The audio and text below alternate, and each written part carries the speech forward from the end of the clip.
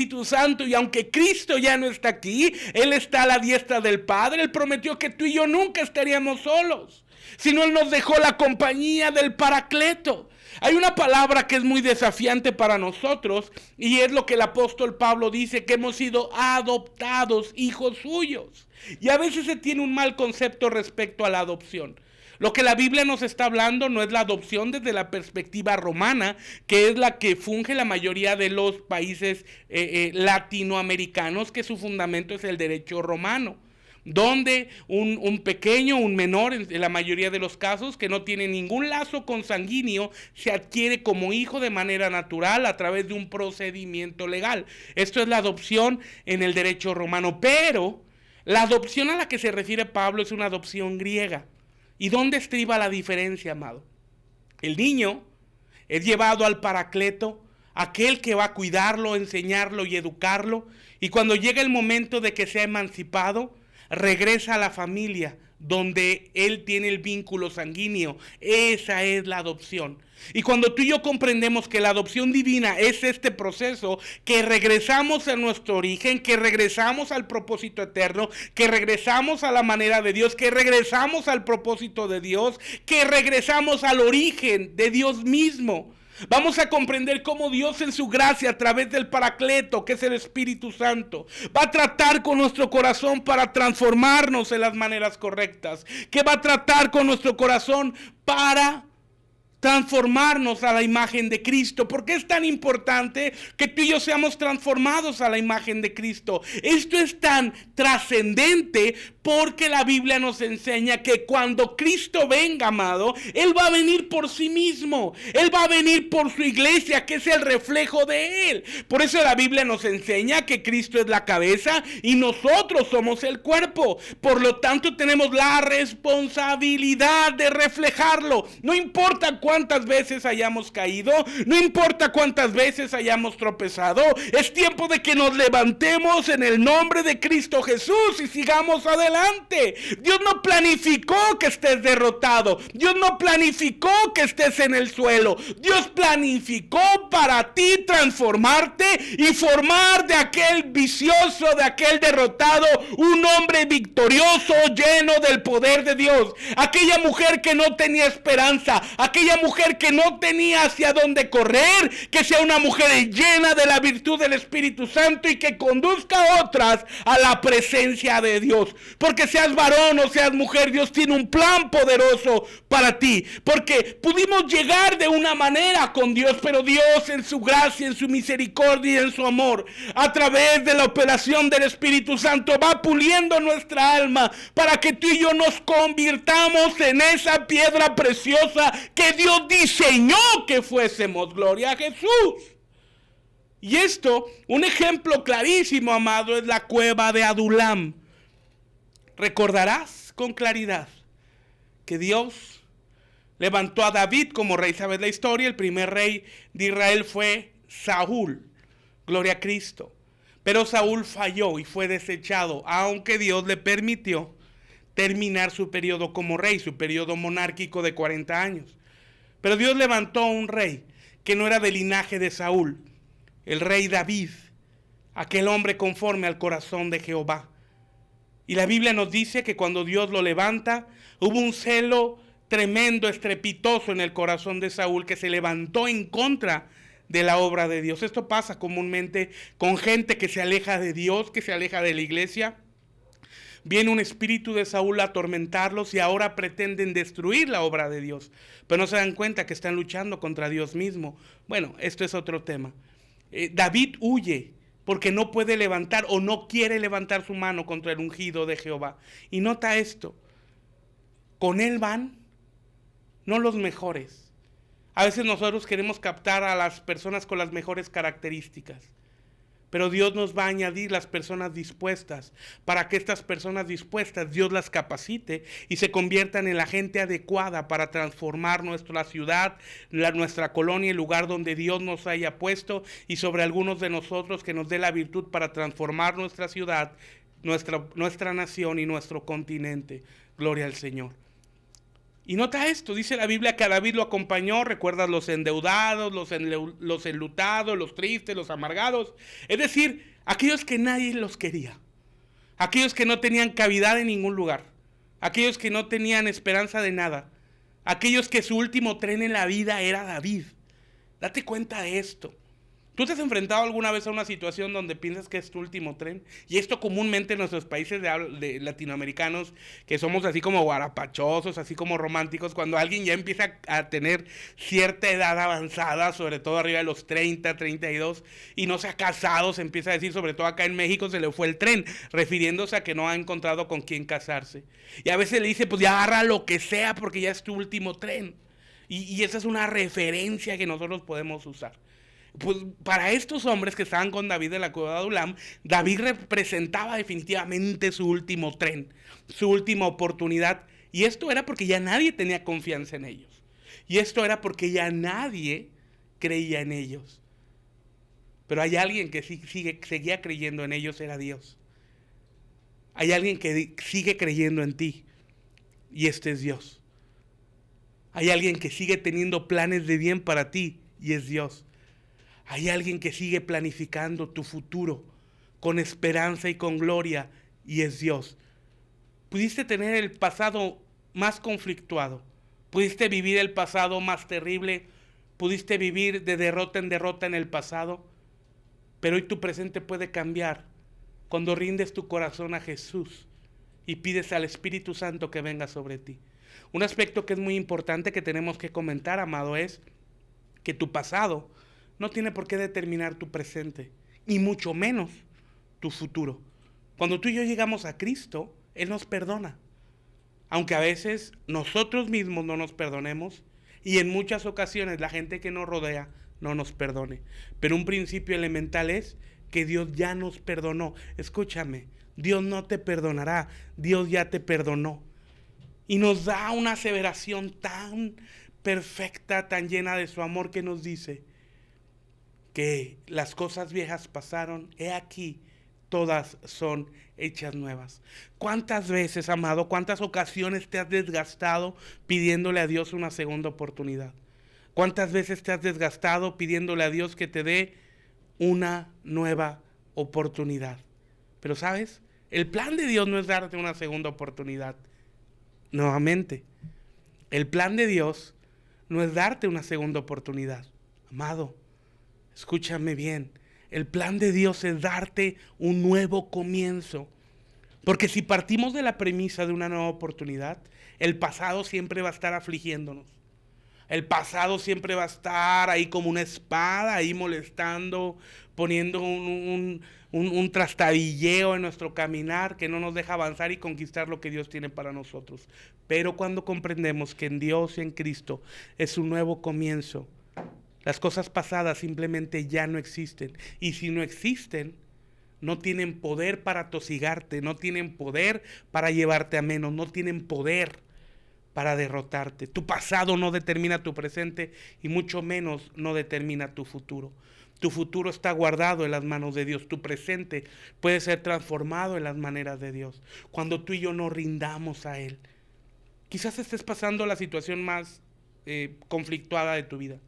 Estés pasando una decepción, estés pasando una infidelidad, estés pasando una situación que te lleva a la destrucción. Es momento para que rindas tu corazón a Jesús. La renuncia no es para ti. Tú que me estás escuchando debes de recordar que la renuncia no es para ti. Dios no planificó que tú renuncies, porque Dios no planificó tu derrota. Dios te va a dar la capacidad de salir adelante, dándote las herramientas y la sabiduría para que puedas resolver el conflicto tan grande y tan gigantesco al cual te estás enfrentando. Pero recuerda, no estás solo. En primer lugar tienes a Cristo, tienes al Espíritu Santo que está contigo y tienes la palabra de Dios que te va a guiar a toda verdad. En segundo, tienes una familia en Cristo. Nos tienes a nosotros como familia en Cristo, que a pesar de la distancia podemos estar unidos a través de lo que Dios ha permitido de los medios electrónicos. Estás pasando una situación difícil, estás en depresión, estás en desánimo, envíanos un mensaje. Queremos ayudarte, no estás solo. Queremos ayudarte, no estás solo. Déjanos ayudarte. La depresión, amado y amada que nos escuchas y nos ves, es más común de lo que tú crees. Nosotros tenemos varios días y algunos que nos hacen favor de seguirnos en nuestras redes sociales se han dado cuenta que hemos estado saliendo a predicar, claro, con todas las medidas sanitarias para no ser negligentes, ¿verdad? Aunque confiamos que vamos a la unción, pero no somos invulnerables, vamos con las medidas confiando que Dios nos guarda. Pero sin exagerar, yo te podría decir que cerca del 98% de las personas que hemos orado en estas semanas que hemos salido a compartir de Jesús a las calles, tienen problema de depresión, tienen problema de desánimo. Ahora, en términos generales no es para menos. La sociedad, la humanidad está viviendo la crisis más grande de su historia. No es para menos, la humanidad está viviendo la crisis más grande a la que se ha enfrentado. Aunque si bien ha habido otras pandemias en otros años, en otros siglos específicamente, pareciera que es un efecto cíclico de cada 100 años que desaten pandemias. Hace 100 años no había los medios de comunicación que hay ahora. Específicamente me refiero a las vías aéreas, a las vías ferroviarias o a las vías terrestres. Esto provocó y está provocando una propagación más grande de este coronavirus, de este SARS-CoV-2. Y esto está provocando en el corazón de mucha gente, esto está provocando en el corazón de muchas personas tristeza y desánimo, porque sus ojos están puestos en esta tierra, porque sus ojos están puestos en las circunstancias a las que se enfrentan día con día, porque sus ojos están puestos, amado, en las circunstancias que escuchan, que ven en los noticieros. Pero qué razón Jesús tenía cuando nos dijo, no pongas tus ojos en las cosas terrenales, sino pon tus ojos en las cosas celestiales. Cuando tú y yo ponemos nuestros ojos en las cosas terrenales, vamos a ser afligidos, porque esta aflicción, amado, es temporal. La Biblia misma nos dice que esta situación a la que nos enfrentamos, breve y momentánea tribulación, no se compara con todo el peso de gloria que viene. Así que, amado, con todo el corazón yo te invito a que podamos voltear nuestro rostro a Jesús, podamos voltear nuestro rostro al autor y consumador de la fe, es decir, dónde comienza la fe y dónde se cumple la fe, para que tú y yo podamos ser transformados. ¿Cuántas áreas en nuestra vida necesitan ser cambiadas? ¿Cuántas áreas en nuestra vida necesitan ser transformadas? ¿Cuántas áreas en nuestra vida necesitan ser eliminadas por completo? ¿Cuántos rencores venimos cargando por años?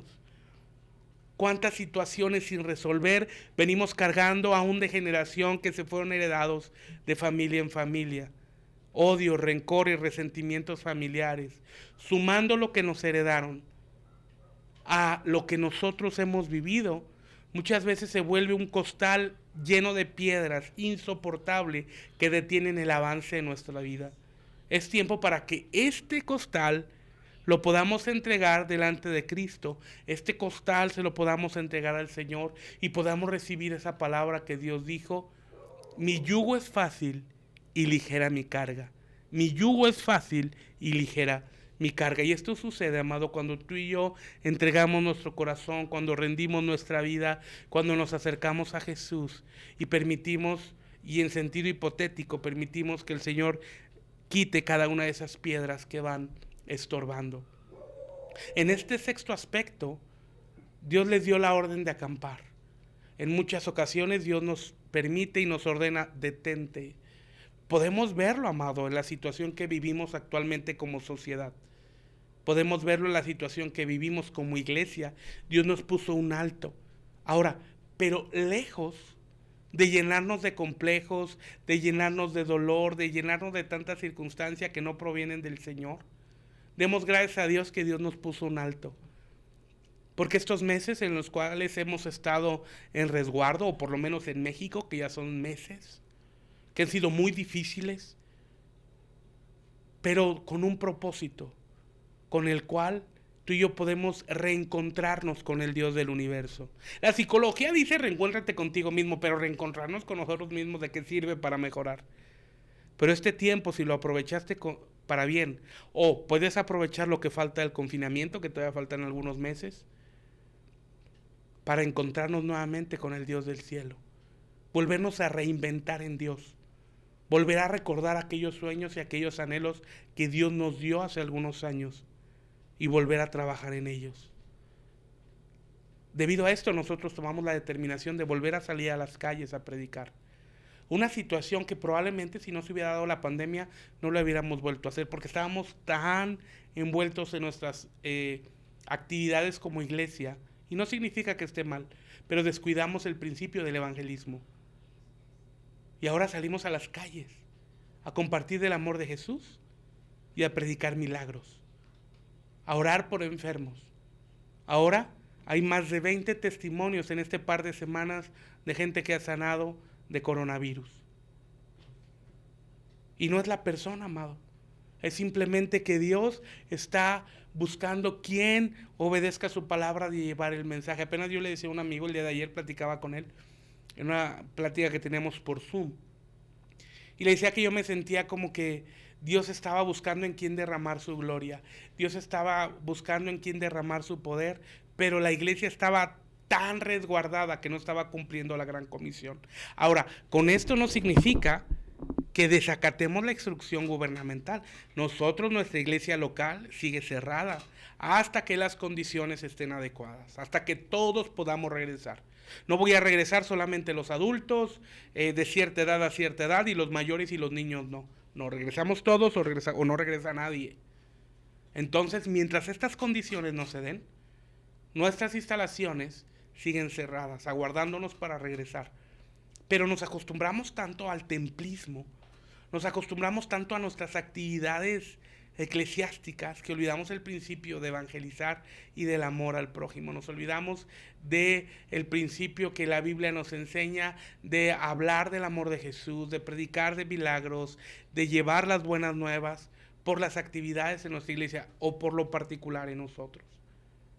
Una situación que me llama poderosamente la atención es que muchas iglesias en nuestra ciudad no han cerrado, aun cuando la indicación gubernamental es cierra, no hay actividades. Ni con sana distancia, ni con medidas, no hay permiso para que se reúnan. Y sin entrar en términos legales, que esto no violenta en nada nuestra libertad de culto, porque tanto no lo limita que ahora estamos predicando en los medios, y que es una bendición. Al punto que quiero llegar es que ellos están siendo rebeldes en una situación del pasado. Ellos están siendo rebeldes en lo mismo. No cerraron sus congregaciones, pero siguen encerrados en su templo, en su congregación. Vamos, cuando me refiero a templo me refiero a la bodega, al local, al salón, al lugar de reunión. No me malentiendas. O no quiero dar un mensaje equivocado. Esa es su rebeldía, seguir haciendo lo mismo. No quieren reinventarse. Y una palabra que Dios dio a principio del año es que es año de pioneros y conquistadores. Y ahora estamos siendo pioneros nosotros en nuestra ciudad, saliendo a predicar, a orar por enfermos en medio de la crisis de la pandemia. Estamos siendo conquistadores porque vamos a arrebatar la unción de milagros. Una palabra que me desafía o que yo le comentaba a mi esposa es lo siguiente. Si nosotros vamos en la unción del Espíritu Santo, tenemos la garantía de ver la mano poderosa de Dios y ver milagros poderosos en este tiempo. Pero si no estamos bajo la unción del Espíritu Santo, vamos por nuestra propia cuenta. Cuidado y alerta máxima. No estoy convocando a que cada quien salga en un acto de locura a orar por gente, porque estaría provocando un contagiadero terrible. Estoy provocando que busques a Dios para que escuche su voz y Él te está llamando a que actives la unción evangelística y te muevas en los dones de poder. Yo he visto a miles y miles de jóvenes pedir la unción de milagros y no oran por un solo enfermo. Y no oran por un solo enfermo. Lo intentan una vez, 2 veces y si no sana no dejan de hacerlo y piensan que no es para ellos. Yo recuerdo que por años oramos pidiéndole al Señor la unción de milagros y no venía. Esporádicamente veíamos una sanidad, pero en algunas ocasiones orábamos y la gente empeoraba. Hasta que un día tuvimos un encuentro con el Espíritu Santo, recuerdo, eran alrededor de las 3 de la mañana, estaba en Bogotá, Colombia, y el Espíritu Santo vino y ahí lo conocí, a lo que se convirtió en mi mejor amigo. Y a partir de ahí los milagros empezaron a fluir. Hemos visto miles de milagros, miles de jóvenes, de niños sanados de pies planos, con esclerosis, pies más cortos que otro y cientos de enfermedades. 5 personas han resucitado en estos años. Pero no es suficiente, porque no podemos vivir de glorias pasadas. Necesitamos buscar al Señor para buscar su gloria para cada día. La Biblia nos lo enseña y nos lo dice. Las misericordias de Dios son nuevas cada día. Hoy oramos por una persona que tenía cuadraplegia. Y oramos. En ese momento nuestros ojos no vieron que sanó. Pero en mi corazón sé que Dios está obrando sanidad y que pronto Él podrá mover sus manos, podrá mover sus dedos y podrá mover la mitad de su cuerpo que está dañado. No importa lo que tus ojos vean. Lo que importa es lo que Jesús dijo y la obediencia que tengamos a ellos. Vamos por las calles y con una bocina, un megáfono, predicamos a voz de cuello, con todo el corazón, la sanidad. Yo no puedo ver cuánta gente Dios está tocando porque están dentro de sus casas. Aunque algunas personas nos invitan a pasar, pero no todos. Cada día que salimos alcanzamos alrededor de 300 familias, 350 familias. Yo no puedo ver a las 350 familias y en su caso no sé cuántas personas sean, pero estoy haciendo lo que Dios me dijo que hiciera. Id y predicar el evangelio a toda criatura. Ve y sana a los enfermos. Ve y sana a los enfermos. Porque ahora no es en nuestras fuerzas. Ahora es que se ha liberado el poder de Dios. Ahora es que traigamos la era de los milagros a esta tierra. Un versículo que en lo particular a mí me desafía mucho, y es que la Biblia dice que vienen los días de los cielos sobre la tierra. Que tú y yo podamos predicar con todo nuestro corazón al Cristo vivo. Que tú y yo podamos predicar con todo nuestro corazón de Jesús. ¿Cómo se salvarán si no les predicas? ¿Cómo se arrepentirán si no les hablas del amor de Jesús? ¿Cómo verás tú milagros? ¿Cómo serás testigo de prodigios? ¿Cómo serás testigo de maravillas si no te atreves a orar por enfermos? Es por fe. Es por fe y no por vista. Muchas personas pueden decir, ¿qué tal si la persona no sana? Bueno, yo te pediría que cambiaras este concepto y te preguntaras lo siguiente. ¿Qué pasa si la persona sana? No vayamos con el pensamiento y la mentalidad de qué tal si no sana. No, vayamos con el pensamiento y la mentalidad, ¿qué tal si sí sana? Dios quiere transformar nuestro corazón. Y en este momento que nos ordenó acampar, viene una orden que Dios dice, marcha. Pero ahora ya no en nuestras maneras, sino ahora prefigurando el orden divino de Dios para la iglesia. Esta reinvención que Dios nos está permitiendo es para volver al origen, para volver al principio del libro de los Hechos. Ahora, amado, tú que estás en tu casa, estamos llevando el evangelio conforme al modelo del libro de los Hechos.